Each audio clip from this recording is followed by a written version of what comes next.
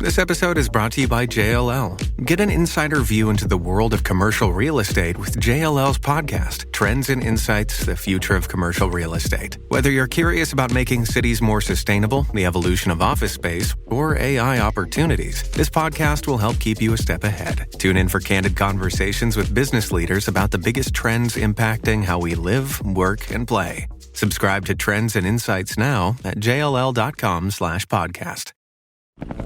When you hear this, what do you feel? At IMAX, you'll feel transported by our unique sound system and crystal clear images.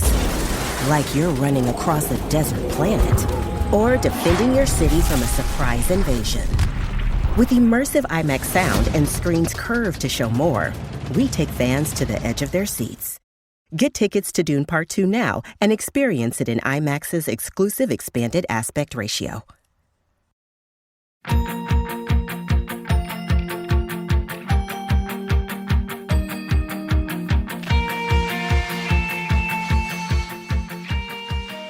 Welcome back to YAOK. What did you say, Erik? I said, do you want to go first this time? But the answer is yes. The answer is yes. Okay, Erik, we had Naz on the podcast today, who I need to ask you a question that I should have looked up before, but now I need to ask you because it's embarrassing, but I feel like I can't be the only person who's going to ask this question. What does speculative mean? Like, I know what it means in general, but when you call it a speculative YA, like, what does that mean? I meant to actually bring that up during it, so I'm glad that you asked now. Okay. Speculative means it's just general fiction that has an element of like sci-fi or fantasy. Got it. It's like basically any kind of genre fiction. It just has to be, it's like grounded in reality. It's in our world. So it's not like, I'm trying to think of an example that I could use that would kind of, give me a fantasy that isn't. You know, like the movie Big? Is it like that? Yes. Where, like, everything's because normal, that is our world, but there's like this one magical thing that grants him his wish, and he becomes bigger. That is speculative.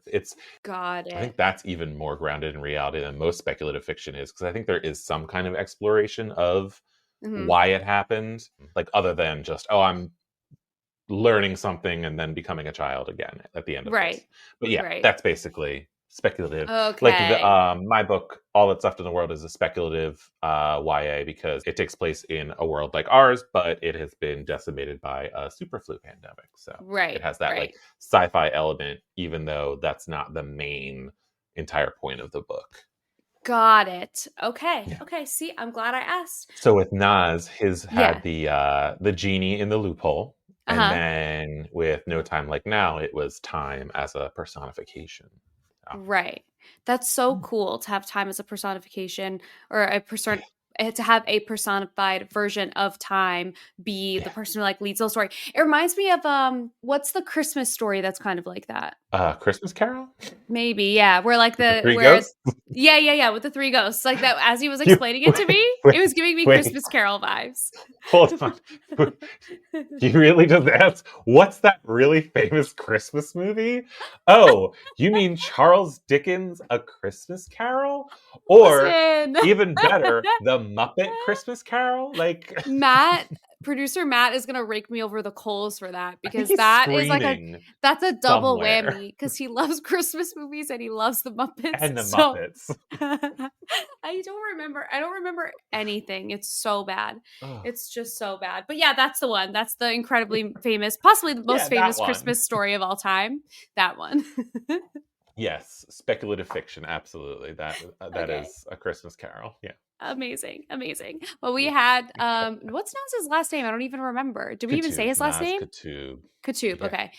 We had Naz Kutub on today. He has 2 books, The Loophole and No Time Like Now. We talked about both of them today, and they both are super interesting because he's a great writer, and also because they are queer speculative YA.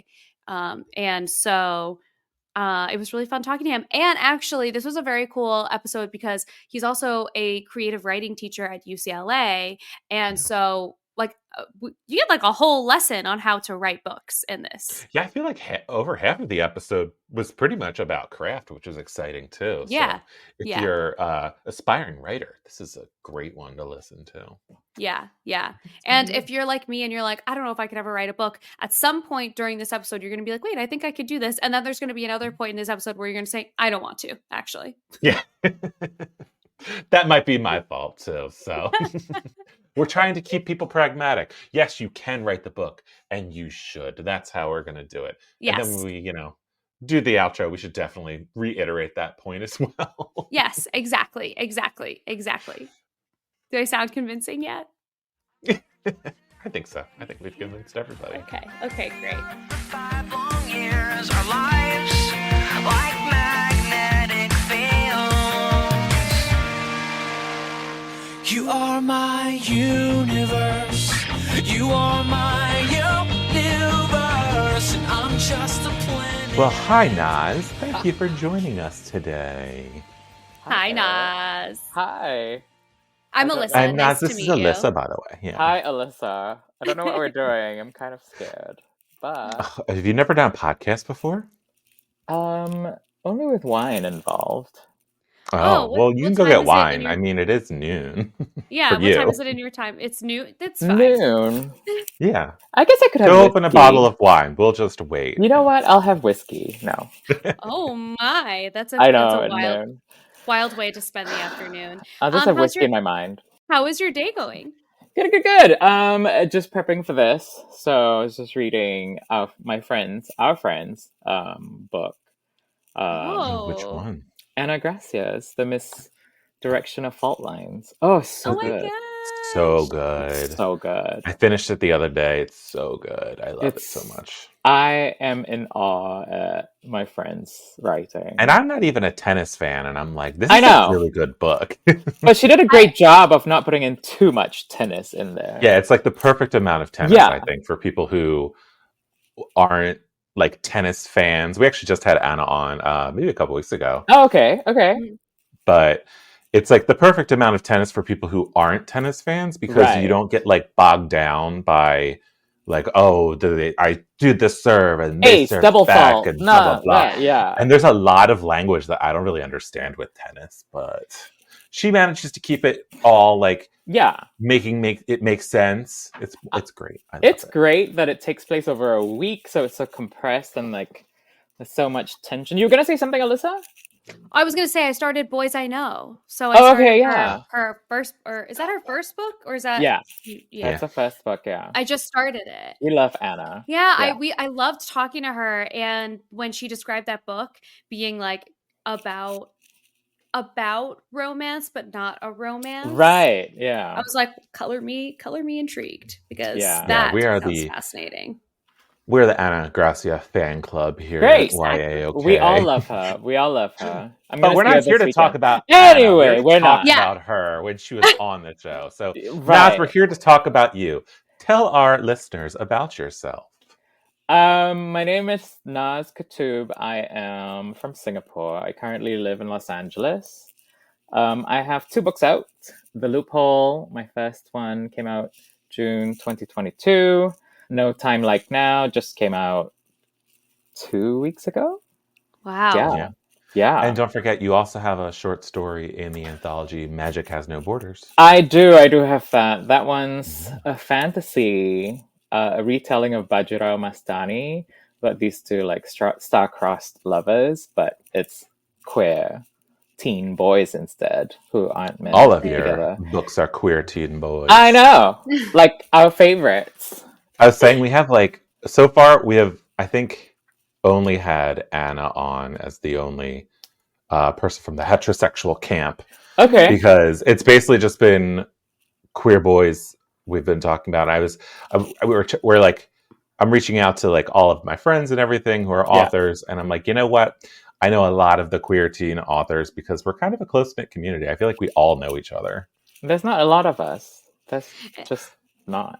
You It know? must be nice to also be able to have like a community where you can run things by each other if you want to. Although I don't really know, like what is your writing process like? This is like my biggest learning in doing all of these interviews is everybody's writing process is so different. So do you even reach out to like your other writer friends when you're writing, or is it like very much in your own head? I don't. I used to have a critique group, but now, but when I was with them, we would critique a chapter every other week because we would only meet every other week. So that got a little too slow for me. Mm-hmm. So now I just rely on my agent. I pitch her like a dozen new ideas for stories and half dozen to a dozen. Still, that's so many ideas. It would take me a lifetime to come up with a half a dozen book ideas that felt original to me. Oh, well, that's the thing. They don't have to be original. So nice. I think that's the secret. They don't have to be original. They just have to be intriguing. And that's what I sent her. Because I was teaching a class on how to become an idea generator, and it's always been successful. So every time I come up with ideas, I go through my workshop again by myself to go through the processes that I came up with myself, which is so weird that I have to follow my own self. And then I send her the ideas. She comes back with yay or nay on whichever ones she thinks, because she's got an eye for marketing or selling whichever idea she thinks is sellable. And then I flesh 1 or 2 or 3 out, and we go back and forth on that. And then I fully flesh out a synopsis for one idea, and we go back and forth on that. And then I speed draft it out in like a week or 2. So that's my process now. I feel like, Naz, you're like one of the fastest writers I know. I thought I was a fast writer, and then I met Naz, and I was like, because I think you have like, every time you're like, oh, I'm coming up with these ideas to pitch my agent, and then I'm gonna sit down and start working on the synopsis. Usually by the time you have the synopsis, you already know what you're gonna write, and then you write this like fast draft. Do you have to rewrite anything, or is it like, is a lot of the same kind of material stay in your books from beginning to end? Well, so because we go back and forth on the synopsis a few times until she okays it for drafting, most of the time it's just very light, like copy edits and revision, but sometimes it still won't work out. Like there's just not enough, or something in there's not working, and I would have to go back to the synopsis and replot it out with her. We go back and forth, and then usually that second time around it works. So that's been my process, although I have been stalled some personal issues, like with my mom and all that. Been traveling a lot to Singapore. I started drafting a book in May last year. It was an adult rom-com that I adore. I love the idea. My agent, Natalie, loves it too. She was very excited about it. And I drafted it in like 10 days, I think. Wow. But even up to like 2 weeks ago, I couldn't finish revising it. I just could not. Really? Yeah, it was just... Did you have to get to like, is it you didn't know how to make it work, and you just... Like 2 weeks ago, you kind of like something clicked? No, it was just too grandiose of a story. I think when I was pitching it, when I was like writing out the synopsis, it just felt easy. But when I was revising it, it just became insurmountable. It was really dragging me down. Every time I had to revise it, my brain just got so mucky. But just very quickly, like the premise involved like 10 to a dozen like rom-com movies, and the characters being stuck in a rom-com alt-universe rom-com world. And there was no way I could integrate 10 to 12 rom-coms one after another into the story. And I just 2 weeks ago, I emailed my agent. I was like, I cannot finish this book, and I'm stuck. Yeah. And I had a chapter book and a picture book idea that was waiting more than a year for me to revise. And I told her I need to shelve this book for now. And she's like, totally get it. Work on other things. I'm here for you. The chapter book, once I gave up on that adult rom-com, it took me like 2 days to finish the chapter book. Wow. And I also sent her like 10 new ideas for rom-com, an adult rom-com. So I'm aiming low.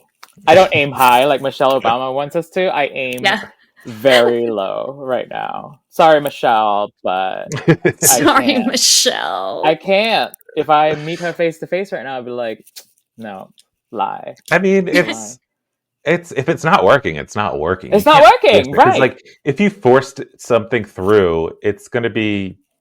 I mean, it's gonna be crap. It's gonna feel disingenuous. Yeah, it was like 9 months. No one's gonna like it.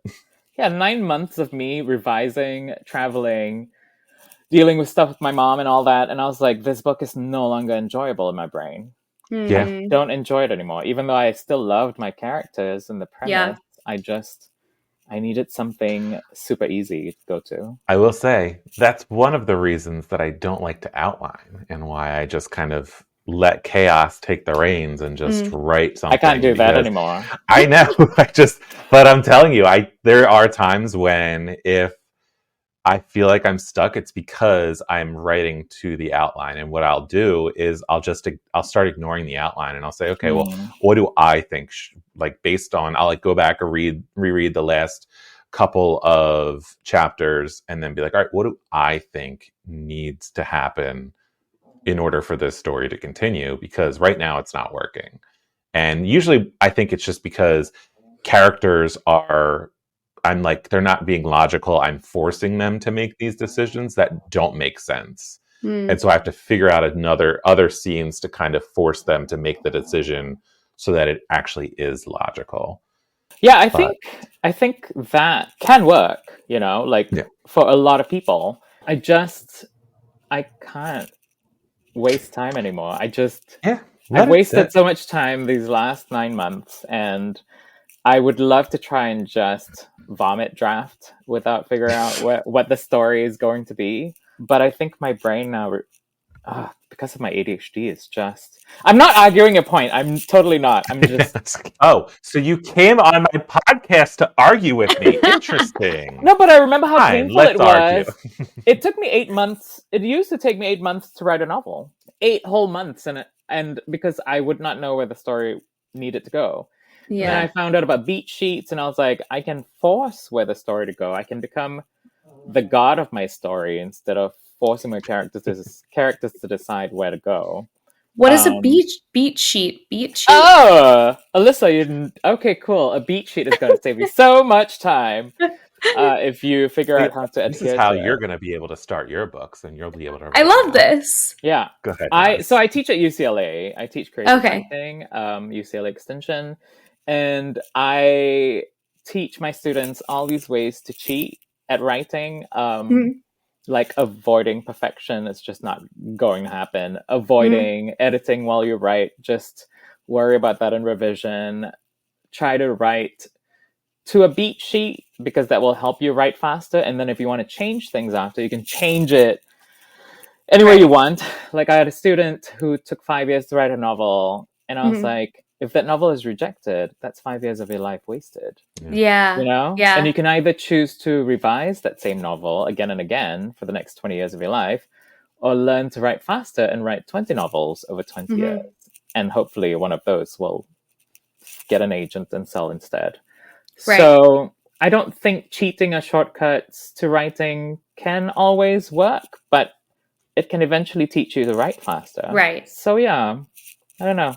I try to give my students a lot of value instead of But you didn't explain what a beat sheet was. Oh, a beat sheet! Oh gosh, I'm so sorry. Thank you for keeping me back on track. So a beat sheet is a series of chronologically sequenced story moments that you have to hit for the story to make plot sense.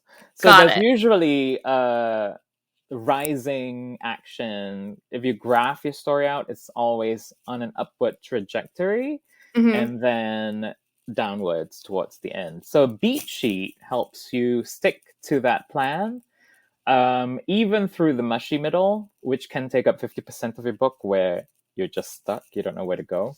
Right. So there are plenty of beat sheets. There's for romance, I really like Romancing the Beat by Gwen Hayes. That's fantastic. It's 20 beats, dual POV, if you want it to be. And then for movies, the Save the Cat, which is just avoid Wait, it. so these beat sheets, other people will make them. Sort of, is it like making a formula for other people to follow?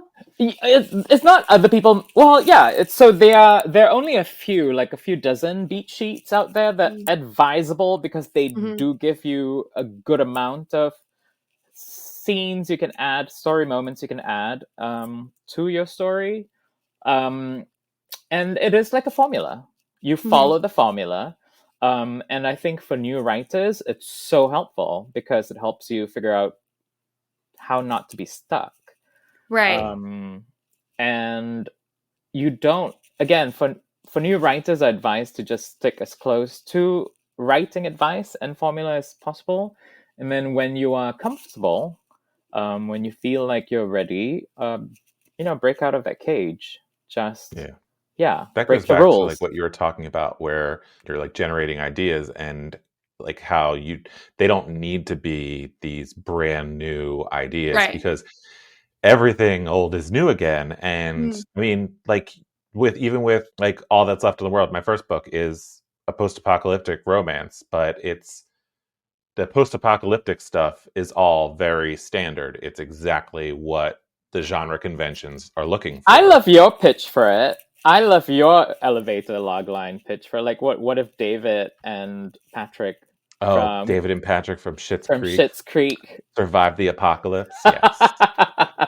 Right? And that such a great pitch. That's such a great pitch. Because it's like it has that like humor and that comfort that's in Schitt's Creek, but then it's also in this post-apocalyptic adventure world. It's great. It's such a great pitch. It's so simple, and that's exactly it, right? Like I think for a lot of newer writers, and I was a newer writer, I was always waiting for a new idea to strike. I was like, when will I find inspiration? When will I finally find a new idea worth writing for, worth writing towards? And then now I'm like, you know what? I can generate these ideas myself, and it's a matter of asking myself, what if, to a story, potentially old ideas that could become new. I don't know. There are lots of ways to cheat when it comes to new ideas. Like right now, I'm experimenting with the idea of love potions for my romance. Ooh.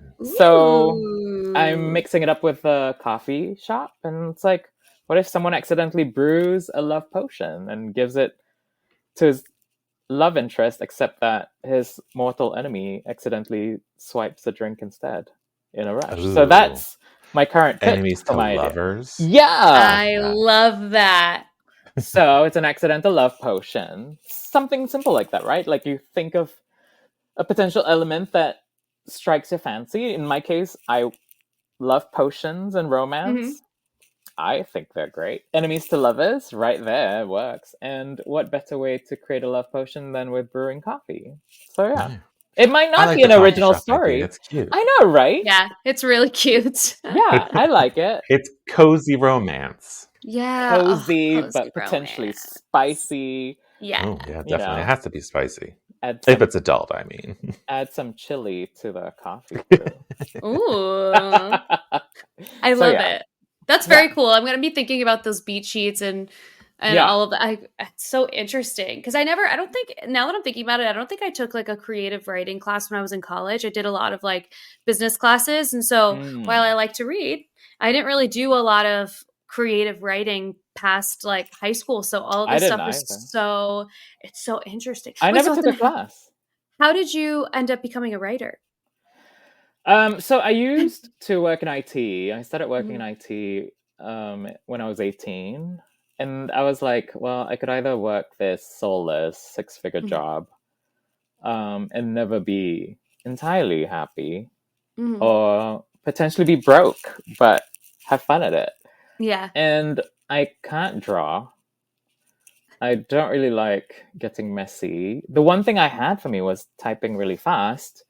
Like, I'm a touch typist. I could type 90 to 100 words per minute if I really go at it. Oh my God. So I was like, I need to harness this special power. I started to learn typing when I was 9. My dad bought this like typing device, and I was like, okay, let's figure this out.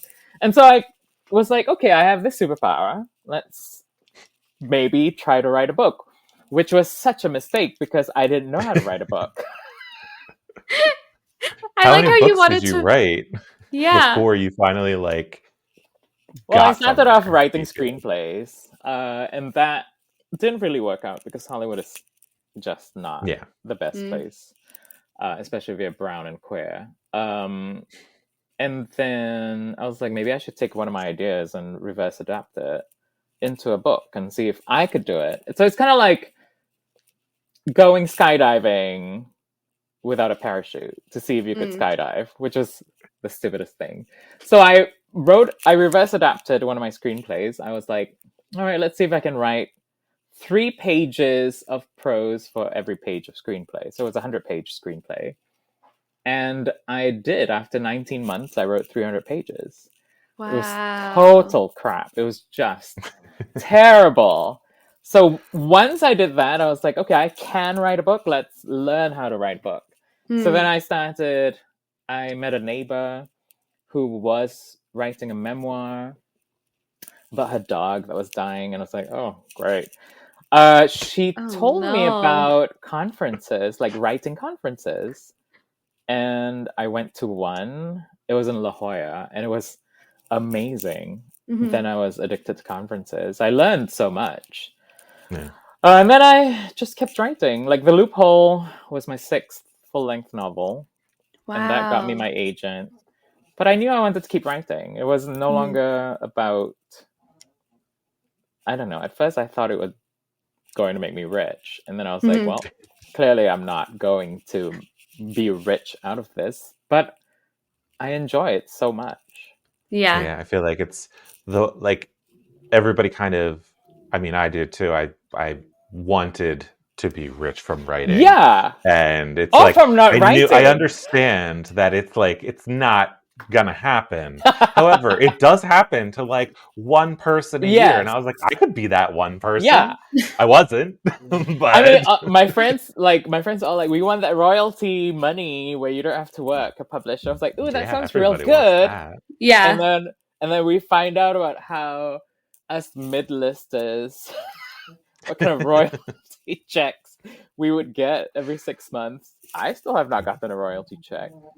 So I have not. I got it from my UK editions just because they pay lower advances. And you sold 100,000 copies. So I haven't sold that many in the UK. But come on. You're close.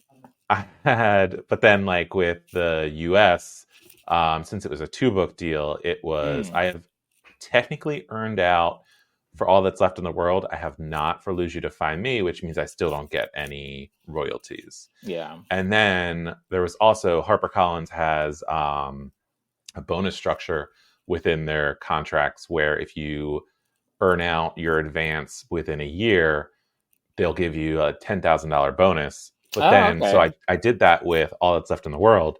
So I got an extra $10,000 bonus, but that goes against your royalties. So now my royalties went up by $10,000. So I won't see any money again because I got paid $10,000 more later. So is it like you get your agent and you write the book, they sell the book and you get an advance. And then once you make the amount that your advance was, then you get royalties, hypothetically? It's your percentage of the royalties has to equal that amount. So say a rough estimate is $1 per book is what an author gets from their publisher.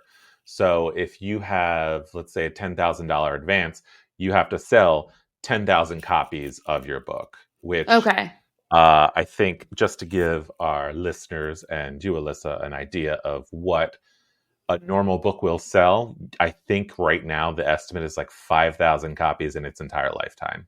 Wow. So it's that's what is considered a normal book is $5,000 or 5,000 copies within its lifetime. Right. And which is crazy because that would be you would think, okay, well, in publishing, it should be a $5,000 advance. And I think for a lot of people it is. That is the beginning of what advances are in publishing.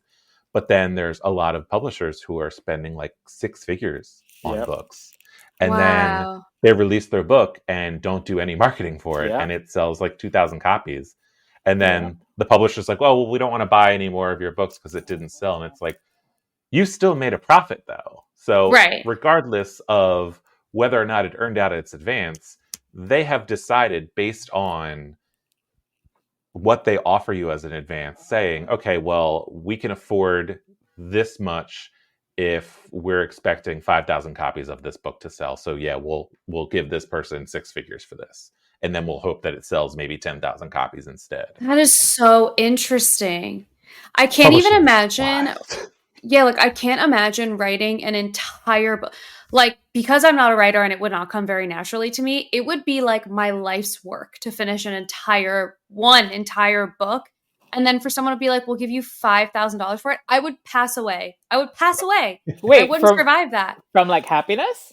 No, from sadness. Because $5,000 nowadays is freaking nothing. And I would be so sad if that was all. If I put that much work. You're telling me you don't want $5,000 split into 4 payments over. That's the other thing. They split it up 4 times. So you got like one part on signing, another when you turn it in, another on publication, and then now they've just added this new thing where it's like, I think 6 months or a year within publication, they'll give you your last payment. Or when your paperback comes out. Oh, or yeah, when your paperback comes out, which you don't get extra money for. There's a paperback. If you don't sell well, they may not do a paperback. Wait, why would they go to hardcover first? More money. Isn't that more expensive? Yeah. Okay. More. Okay. Especially with adult books. Adult books go up to $40 for a hardcover. I know. Yeah. That's crazy. Publishing's weird. Which is so weird, right? You have to love to write to want to be in this. Because the money is not great. I get to go to fun events. Like this weekend, I'm going to Emerald City Comic Con. And I'm going to meet Anna there. But those are also not a lot. Like, you don't get to... Really? I don't know. Why do we do this again, Erik? I was gonna say, like... I mean, I was sitting here because I'm like, I hope that anybody listening at home who wants to be a writer isn't being discouraged by this. Because here's the deal. Everybody needs to be that one person that they think that... I think you need to put it in your headspace where you think there is one person who maybe becomes this overnight success from writing and they become rich. Yeah. It could be you. Yeah. But I do think that everybody should hope that they are, but understand that they will not be. Because that is, I think, a way to still like find a happy medium of like, I love writing. I love creating these stories. I love interacting with my readers. I love all of these things. And I understand that this is not going to be, it's not a get rich quick scheme. Like it's not. Oh my God. It's a long game. I tell my students, if you only have one book in you, don't even bother writing it. Do not. It's just That's not. a horrible thing to say. What if they want to write that one book, though? Even, I mean... Because I do know people who are like, I have this one book, and that's all I want to write. And then they'll finish it, they'll publish it. Tough and love, a year later, right? they might have another idea. They might. Okay, fine. But no, I think what I tell them is, if you think you only have one book in you, don't bother. But if you think you want to write for life, if you think you have one book and then maybe you want to write another and then another and another, if you think you have more than 100,000 words in you that can come out of you, because we probably have written more than 1 million words between me and Erik. Yeah. I've written 12 novels at least, full-length novels. I have written, I think, around 10. Yeah, and all of them are between like 80 and 100 some odd thousand. That's close to 1.5 million. So wild. I think that's not even counting the ones that I had to just rewrite. Oh yeah. So I tell my students and my friends, like, if you think you can keep writing for life and it brings you joy, even if you make little to no money, and knowing that these words are not prized possessions, that if an editor tells you, I don't like the second half, you have to rewrite it, and you'll be like, okay, then this is for you. Yeah. It will bring you joy. It brings me joy to write a beautiful sentence that I think is utter crap. But then at the end of the day, I read it, I was like, oh my God, I came up with that. That was fantastic. Whoa, I impressed myself at least. So yeah, that's part of the journey of like writing too, is those kind of ebbs and flows where you're just like, oh, this is shit. I hate this. I can't believe I'm writing this story, but I have to because I'm under contract. Yeah. And then you get to a point during the editing process when you're like reading it for the first time, like since finishing all of your edits, and you're like, you know what, this actually doesn't suck. I'm kind of proud of this. And it's just nice to get to that moment when you're like, after all of this like misery, and you're like, oh, I'm really happy with the way this book turned out, even if it isn't the original idea that you had. Yeah. And I think that's important too. It's just finding that, like when you're getting notes from an editor, you're not always going to agree with them. Yeah. And I am on a pretty good page with my editor where I think I can kind of already anticipate what she's going to say. And then when I read the edit letter, I'm like, okay, well, none of this is a shock to me. Yeah. And none of this is like, we're completely on separate pages where we don't even understand the book that we're working on together. So that's, I think that's important to have that editor too. And to be able to do that. Dreaming of a better sleep? Tossing and turning is not your destiny. And Ollie is here to help. Ollie invites you to sink into sweet, sweet slumber to improve your mental and physical health and overall wellness. More than just melatonin, Ollie's ingredients help you unwind your mind for a delightfully dreamy drift off. Sleep is on the way at Ollie.com. That's OLLY.com. Survivor 46 is here, and so is On Fire, the only official Survivor podcast, and we have a twist this season. The winner of Survivor 45, Dee Valladares, will be joining us every week. We're going behind the scenes of the biggest moments, the how and the why things happen, and the strategy and analysis you can only get from someone like me, a Survivor winner. Listen to On Fire, the official Survivor podcast, wherever you get your podcast.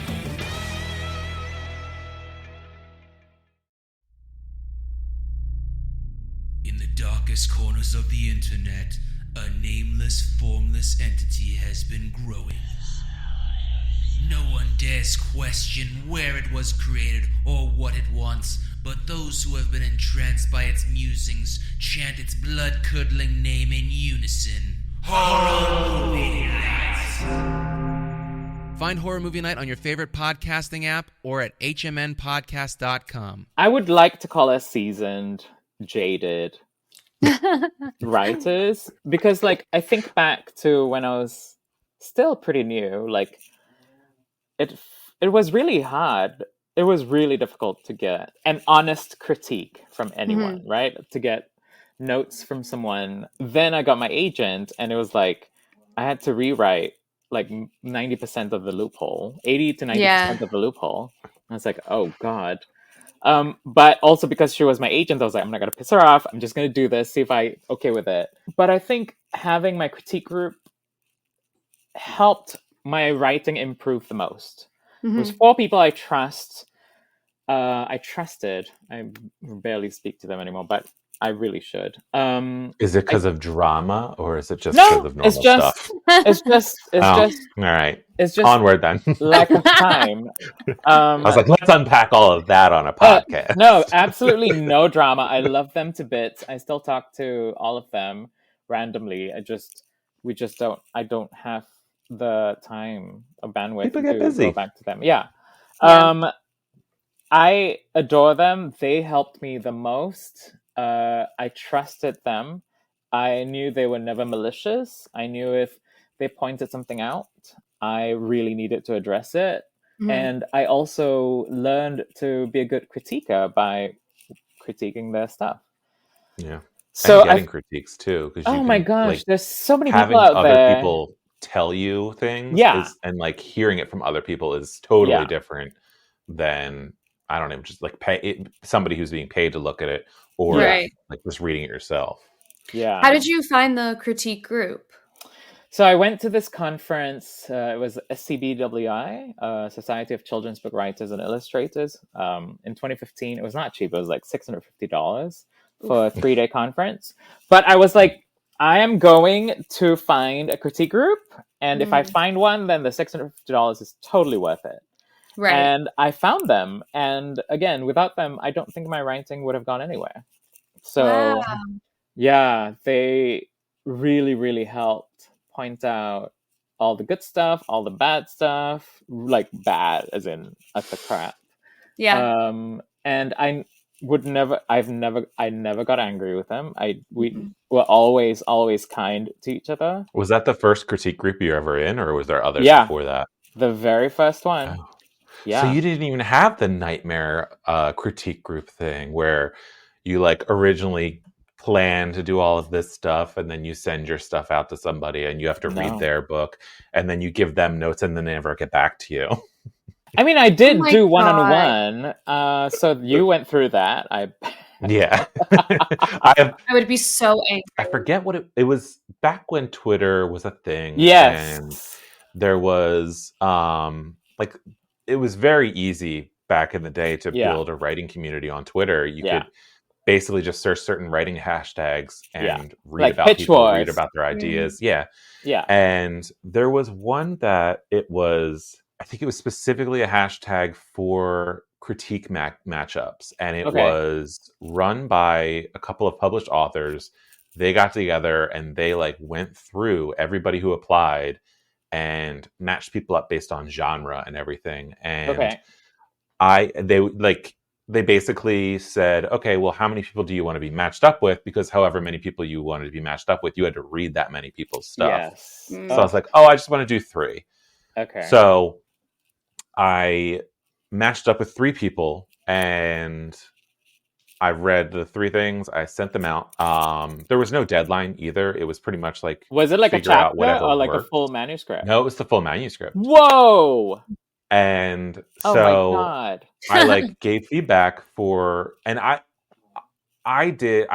realized after the fact that I could have just written like an edit letter, but I had the Word document and I went in and made comments as I was reading in the Word document. So it was like live feedback while I was reading it so that they could kind of get the idea of what a reader who's just coming into this blind would read it as well. Because there was like 3 of, I think 2 of them were mysteries. 1 of them was a horror. Okay. And so I was like kind of explaining like my theories on the mysteries and all that stuff.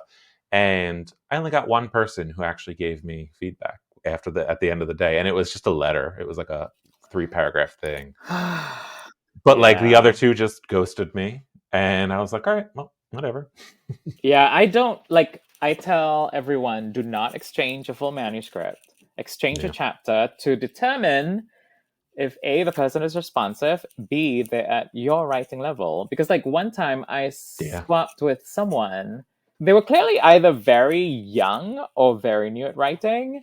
And when I gave notes and they gave me notes, they were like, I think my writing is not up to your level yet, so I would have to step back. I was like, thank you for being so gracious.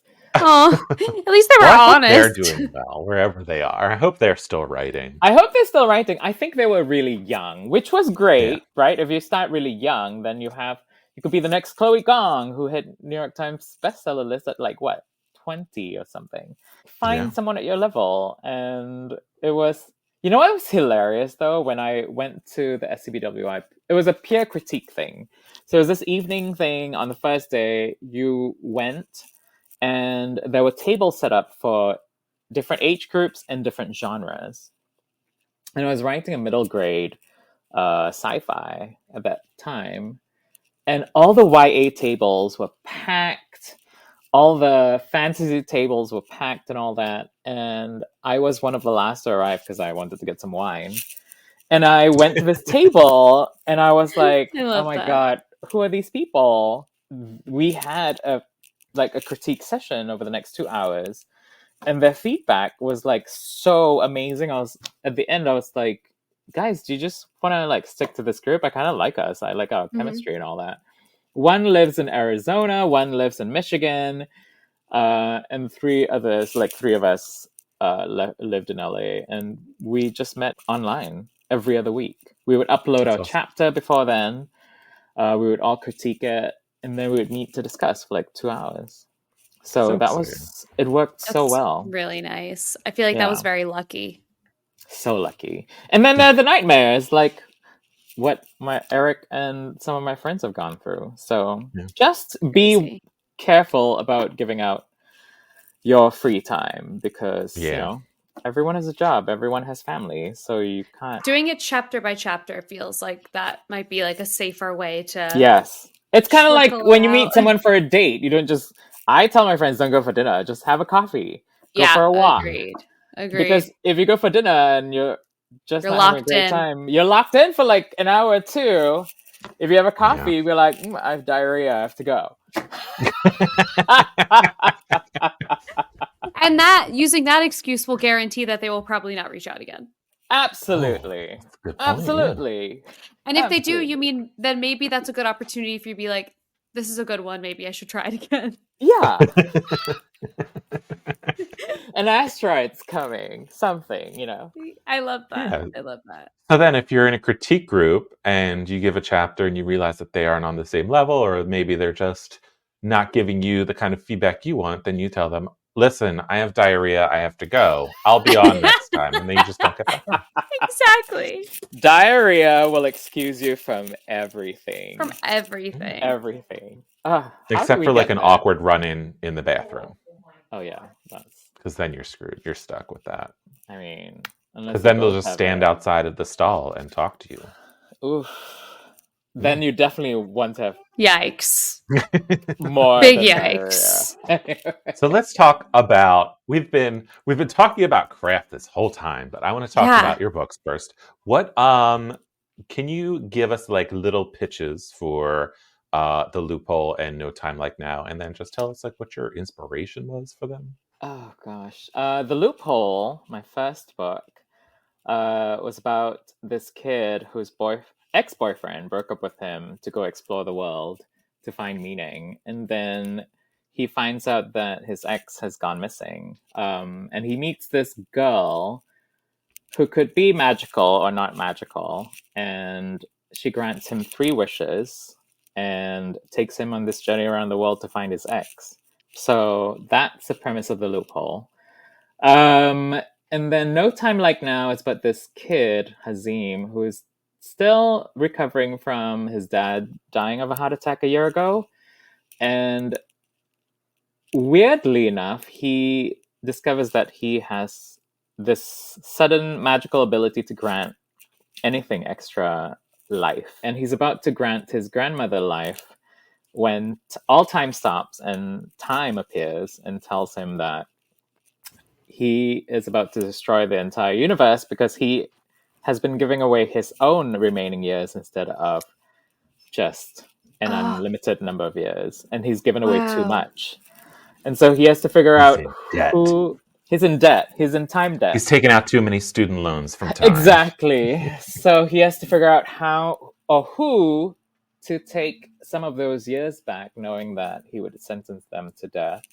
And so time takes him through a journey through time to go through all of his history and future and present and figure out how to go on. That's very cool. Those are 2 very cool premises. And I like how there's like magic in both of them. I like that that's sort of woven into the things that you write. That's what I like. I think everyday life is boring. We're all NPCs in our lives. Right? Like until something extraordinary happens, then we become a main character in our lives. Yeah. So I like to infuse magic into my stories. So that I love speculative fiction. Spec-fic. Yeah. That's what I like. It's exciting. Yeah, just a hint of magic. What was the inspiration for No Time Like Now? Oh. Oh, this is so bad. Good. So I was going through a really rough breakup. Because I was living with him. We had 2 dogs together. I was working for his company. And all of a sudden I lost everything because I had to move out. I had to quit my job and I had to leave my dogs behind. And I was going through a really dark time. Oh, it didn't help that I was driving to pick up my stuff from the Palm Springs house. And on the way there, I got rear-ended and my car got totaled with my 2 dogs in the car. Oh my wait, God.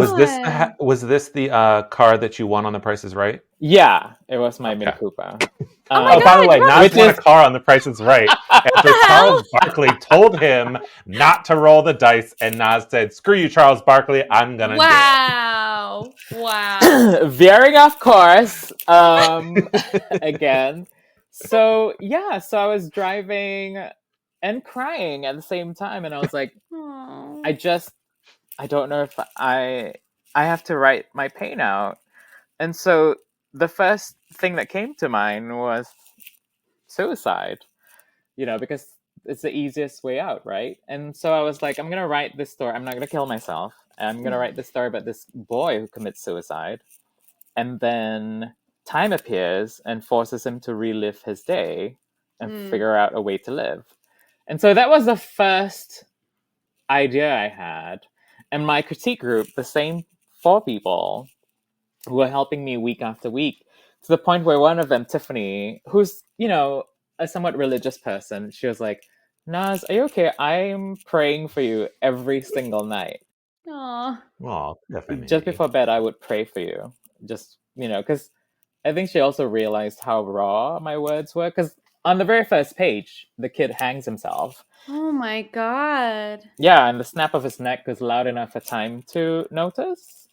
And so Time takes it upon themselves to figure out why this happened. And so this kid who didn't want to live had to figure out how to live. So that was the genesis of that story. Obviously, life has gotten better. I've had an amazing partner. I've been with Benson, my partner, for more than 6 years now. Wow. So when I had to write a new story for my second book, because I sold The Loophole in a 2-book deal, I was like, let's revisit this story, but make it just not as bleak. Heavy, maybe? Yeah. So yeah, instead of suicide, I killed his dad instead. Because my dad did die of a heart attack. So I was like, let's do it. Find a different well of trauma to Yeah. pull from. Yeah. Something that's not super triggering. Yeah. Yeah. Right. I think it's a stronger one now too, because it's not kind of forcing him to look at his life as like, okay, well, if it's ending today, what can you do to like make yourself want to live? When it's like, instead it's like, okay, well, now you're instead faced with an impossible choice. Yeah. Where there is no other option except for you have to take time away from somebody you've already given it to. Yeah. Yeah. So I think it's more exciting, but it also, I think the stakes are a little bit higher too. Yeah, because it's not just his own life in his hands, it's someone else's life that he's responsible for, that he had been caring for. And all of a sudden, it's not about him. And he realizes that. Even though he was the main character, he needed to make other people the center of his lives. Of his life, sorry. Their lives, the center of his life. So yeah, it was really interesting to rewrite, because I was in such a much happier place. So it wasn't as bleak this time around. I was much better at handling it. Do you think The Loophole kind of helped you rewrite this one? Because I feel like The Loophole is there are still some life and death stakes in there, but more than anything, it's a fun story. It's like there's a drunk genie who may or may not be magical, and she's just hammered all the time. And they get into a lot of shenanigans. She was so fun, wasn't she? Oh my god, she was like my funnest character, and I wanted Time to be kind of like that too, but it was just so difficult to make a nebulous being any one sort of way. So I tried. I think you succeeded. I think she's still. I still like Time. Yeah, I still like Time a lot. I think it's nice to know that Time has not been attempted a lot in literature, so I wanted to give a stab at it. Yeah, I love it. There's such cool concepts. It's very cool. And I teach at UCLA. If anyone wants to. How did you get into teaching? So it was entirely by chance. I got invited by UCLA to do the summer YA symposium. Mm-hmm. And I kind of joked around with the director because I taught my How to Become an Idea Generator class, and not everyone, but the director took part in it because it was a recording. And I think he kind of liked my teaching style. And so we kind of joked around. I was like, be careful. I might actually want to apply for a job there. And he's like, be careful. We might actually want you. I was like, really? And they had closed the applications. And then I just applied anyway. And wow. Yeah. It was meant to be. So you were like, I don't audition. I'm just hire me. And you're like, I don't care about deadlines. Take me as I am. I love it. And you're like, okay, sure. Yeah, so I have that on my resume now. UCLA instructor. That's very cool. Exciting. So I like it. I like that. Well, you're our first instructor. So do you have any like quick tips or pointers to anybody who might be trying to start writing that you can give for free that won't, undercut UCLA, the fine institution of UCLA? I give all my writing advices for free. Do not edit yourself. Just write. Don't worry about perfection. Just put the words down. You can edit when you're done. Don't even go back to it when you're done with the chapter. Just keep going.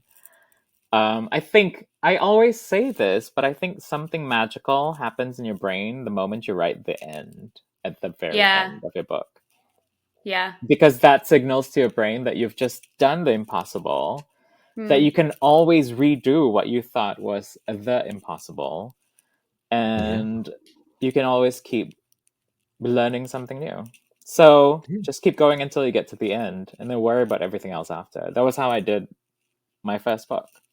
I just kept going. It took me 19 months, but now I can draft in like 2 weeks. A week to 2 weeks. Well, so yeah.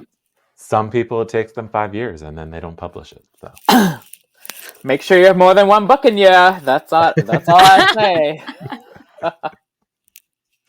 Oh my God. Very hopeful, and also if you don't have more than one book in you, don't even try it.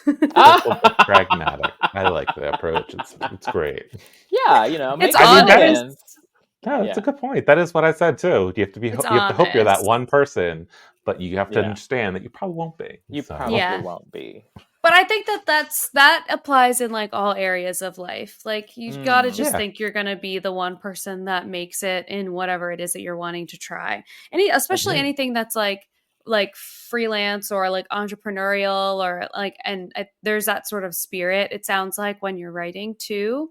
It's just like you just have to believe in your own idea enough to think you're going to be the one person that makes it. And what's that phrase that's like, aim for the moon and if you land among the stars, something like that. Like it's something like if you aim for the moon, it's like and shoot you for miss, the moon, if you miss, at least you're among the stars. Yeah. Oh my God, that's amazing. I didn't make it up. It didn't make it up. Alyssa just made it up right now. Oh my God, Alyssa, you should be a writer. Join us. I'm not feeling encouraged to. That paycheck alone, that makes me so angry. Especially because I buy a lot of books, so I'm like, where is all this money going? You know what? Some people make $5,000. Some people get $250,000 advances, but some people, right, not everyone. right. Yeah. You have, like you said, you have to do it because you really like it, and not because you are expecting to be a millionaire right away. But wow, I think you can have lofty goals in the beginning of becoming the next, J.K. Rowling, maybe billionaire author. But as the years go by, it will wear you down, and you'll be more grounded. I feel the same way about like, it's the same thing with like show business. Like when I lived in LA for like 2 years, and in that time, every person I knew who was like auditioning for things or making music or whatever, if they had been doing it for more than 2 years, they were like they would get an email that for me, I would be like, oh, this is huge. This person reached out to you. And they're like, it means literally nothing until everything is signed and sealed. And I get that now. That like, it's just not really, it's not really like that. You know what? I do like to tell this one story.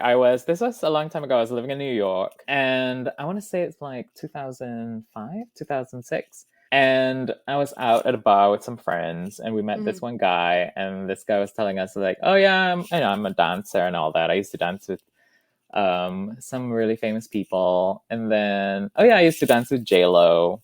Whoa. And one time before she was famous, this was before she was famous, like we're all at someone's apartment hanging out, and she was on the bed, and she was like, "You all watch. One day I'm going to be really famous." And then he said, everyone just laughed.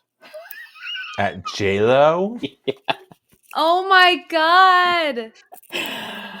Wow. And then she got famous. So, now she's J-Lo. She believed in herself, even though no one did. So you can believe in yourself. I feel like that's 99% of anybody who like becomes a superstar, like is just their own delusion telling them, I am a superstar and everyone else is going to see it someday. Yes. Yeah. Yes. Everyone else will. Well, because realistically, there are people who are so talented and don't make it. Like we never hear about them. And then there are people who are so famous now. And I'm like, why? I mean, they're fine, and like for me, that's Timothée Chalamet. I'm like, why? You know what mine is? Why? Mine and I know that her fan base is crazy, so this is not going to be a very well liked opinion. Zendaya. No, Selena Gomez. I don't think her voice is very good. Oh, I like Selena Gomez. I like her. I like her as like a performer, and I like her like as a celebrity. Like she's a person. I'm happy she's a celebrity because she's like very balanced, very honest. Yeah. But like I don't think her voice. It's just not my cup of tea. And when I think about like I'll go on TikTok and I could find somebody who has like more natural, raw talent in like like in vocalizing or vocals than I think, in my opinion, than she does. But she ended up being famous, and I think it's because she believed that she could. And I'm sure there was like a lot of other things alongside that. But I think when you really, really believe that you can do it, other people have no choice but to also kind of believe you too. I think it's selling, how you sell yourself. Yeah. LA is full of that. Everyone trying to sell themselves. But LA is also full of delusional people. So yeah, you have to be delusional to live in LA. You have to be delusional to live here. I Sorry, encourage LA everyone, people. Everyone should be delusional all the time, because it just helps everything just be so much easier.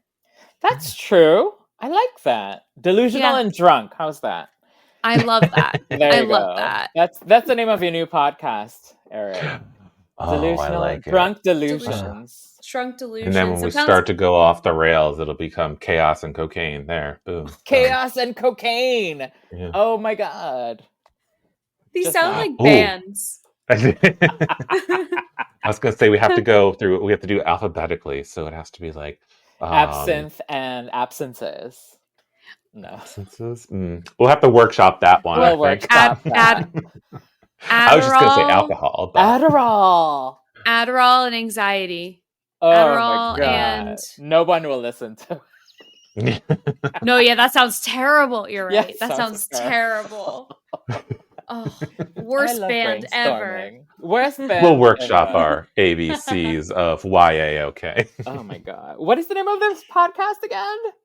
YAOK, like young adults. YAOK. Well, that's our show. Thanks for coming in, Naz. Really, you don't even know the name of the podcast? I wanted you to remind me. That's all. Ugh. So this was your first podcast? Because I think we'll wrap up now. I mean, it wasn't that bad, right? No, it's great. Yeah. See, it's so much easier than you thought it was going to be. Yeah, and I don't think it's my first podcast. But I think it is. So I'm going to say, fine. It is. This is your podcast debut. First podcast ever. So thank you for coming on. Yeah, thanks for having me. I'm so glad we could do this, and I could. And thank you for sharing your advice too, because I feel like people who want to be writers, they are probably going to learn a lot from this episode. I learned a lot. Yeah. I don't know about that. I'm a little honest at times. Well, I think everybody, if you go to YAOK Podcast on Instagram, let us know if Naz has helped you at all. Oh. And then we'll pass it on to him, and then let him know that he is helping all writers everywhere. It's going to be Not just at me in the UCLA. comments. Everybody out there, you can buy The Loophole and No Time Like Now everywhere that you buy books. Yay. And Naz, do you have anything coming up, or what are you working on? I'm just working on a rom-com, but that's really it. The coffee shop one? The Love Potion rom-com. Oh, like that sounds so good. I like it. And then, are you reading anything other than The Misdirection of Fault Lines by Anna Gracia, or are you just focusing on that right now? I'm doing a sensitivity read after that I can't disclose, unfortunately. And then I'm going to read your book, the sequel. Finally! I know. I sent that to you months ago. I have had zero attention span to read. Zero. Right. It's like, I feel like that I'm saying like 6 months. 6 months of no reading. Oh my gosh. That's all right. Yeah, it's been really bad. My brain has been doing some really terrible things. So now I'm forcing myself to get on my treadmill and read. So that's what I'm doing. That's a good way to do it. That's a good way to do it. Anyway, thank you so much. Thank you for having me on. Yeah. Yay. Okay, bye. When she asked me how far we can take it, I tell her we can take it across the entire universe. You are my universe, not just a planet. Well, that is our show today. Thank you very much for listening. I hope that we have inspired you to keep writing, because you know what? Everybody is going to be that one famous author at some point in your life. That's what I'm going to say. Alyssa, what are you reading? So I just started Boys I Know, and that's been very exciting. I also am rereading Wayward, which was my favorite book that I read, my favorite book of last year that I read. And I'm also in a bit of a reading slump. Like, I'm having a really hard time focusing. So it's funny that Naz was talking about that today. Oh my God, I just can't focus to save my life. So I was like, maybe if I read something that I already have read and really love, that will help get me back on the horse a little bit. So it has been helping. So I've been reading those two right now. What about you? What are you reading? I'm currently reading Dead Happy by Josh Silver. It is a sequel, and it's kind of like this dystopian future. I won't give too much about it away because it is the sequel, and the first one ends on a cliffhanger. But the first book is called Happy Head, and it is about this teen who goes to kind of this team building seminar thing for teens that's supposed to help him kind of become happy and just be a better person. And it slowly starts to devolve. He starts to realize that there's something nefarious afoot in this place. And so this is the sequel, and it comes out the first one doesn't come out in America until July of this year. The first one? Yeah. I read it. I got it when I was in the UK. He's a UK author. It's been out there for over a year, and the sequel comes out this year in July. So I am reading that one. He sent me a copy. I'm very excited for it. Wow. That sounds awesome. Yes. And it's Taron Egerton is producing the first one into a movie. So wow. It's really exciting. That is really exciting. Yeah.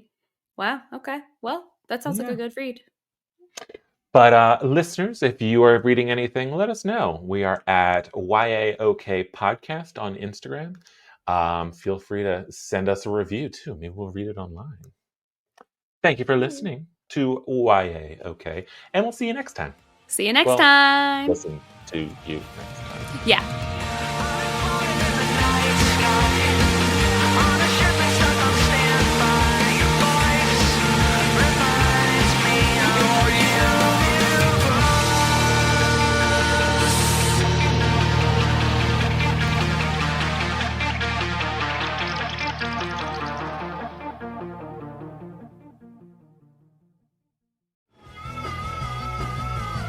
You're listening to the Geekscape Network.